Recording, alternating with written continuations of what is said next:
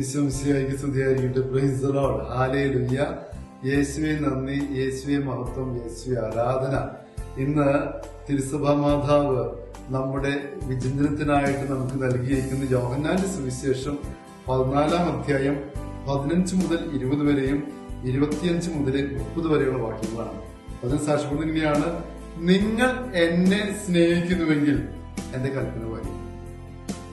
കർത്താവിനെ ഞാൻ സ്നേഹിക്കുന്നുണ്ടെങ്കിൽ നമ്മൾ അവിടുത്തെ കൽപ്പന പാലിക്കും. ഇതിൽ പറഞ്ഞ പ്രകാരമാണ്: ഞാൻ പിതാവിനോട് അപേക്ഷിക്കുകയും എന്നേക്കും നിങ്ങളോടുകൂടി ആയിരിക്കുവാൻ മറ്റൊരു സഹായകനെ അവിടുന്ന് നിങ്ങൾക്ക് തരികയും ചെയ്യും. Praise the Lord. ഹല്ലേലൂയ.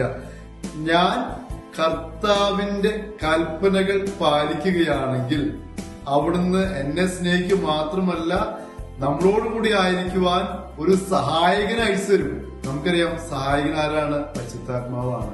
ആത്മാവിന്റെ അഭിഷേകം നമുക്കുണ്ടാകാൻ പോവുകയാണ്. അപ്പൊ ആത്മാവ് നമ്മളോട് ഉണ്ടായിരിക്കും.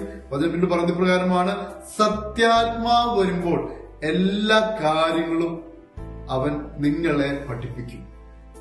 പരിശുദ്ധാത്മാവിന്റെ സാന്നിധ്യം പ്രത്യേകിച്ച് ഏകസ്ഥരായിരിക്കുന്നവർക്ക്, ഈ ഏകസ്ഥർ എന്ന വാക്കിന് ഉപയോഗിക്കുന്നത് ഒരുപക്ഷെ മാനസിക വ്യത അനുഭവിക്കുന്നവരായിരിക്കാം, മറ്റുള്ളവരാൽ തള്ളപ്പെട്ടവരായിരിക്കാം, ഒറ്റപ്പെട്ട് കഴിയുന്നവരായിരിക്കാം, വ്യത്യസ്തമായ രീതിയിൽ ഏകാന്തത അനുഭവിക്കുന്നവർ. അവർക്ക് സഹായകനായിട്ടാണ് പരിശുദ്ധാത്മാവ് കടന്നുവരുന്നത്. നിന്റെ കൂടെ എന്നും സഹായകനായി നിന്റെ ചിന്തകളെയും വിചാരങ്ങളെയും സ്വപ്നങ്ങളെയും തിരിച്ചറിയുന്ന സഹായകനായി പരിശുദ്ധാത്മാവിനെ വാഗ്ദാനം ചെയ്യുന്ന നല്ല ക്രിസ്തുവിനെയാണ് ഇന്ന് സുവിശേഷത്തിൽ നമ്മൾ കണ്ടുമുട്ടുക.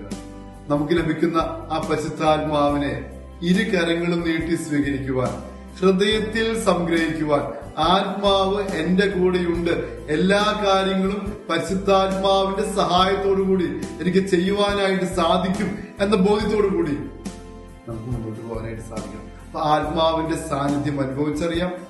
കർത്താവായ ക്രിസ്തു എനിക്കും നിനക്കും വാഗ്ദാനം ചെയ്ത ആ പരിശുദ്ധാത്മാവിനെ ഹൃദയത്തിലേക്ക് സ്വീകരിക്കുവാനുള്ള വലിയ കൃപകൾക്കായിട്ട് നമുക്ക് ആത്മാർത്ഥമായിട്ട് പ്രാർത്ഥിക്കാം. ഈശോ നമ്മെ സമൃദ്ധമായിട്ട് അനുഗ്രഹിക്കട്ടെ.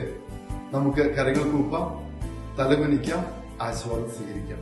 നമ്മുടെ കർത്താവ് ഈശോ മിശിഹായുടെ കൃപയും പിതാവായ ദൈവത്തിന്റെ സ്നേഹവും പരിശുദ്ധാത്മാവിന്റെ സഹവാസവും നമ്മെല്ലാവരോടും കൂടി ഉണ്ടായിരിക്കട്ടെ, ഇപ്പോഴും എപ്പോഴും എന്നേക്കും. ആമേൻ. ഈശോ മിശിഹായ്ക്ക് സ്തുതിയായിരിക്കട്ടെ.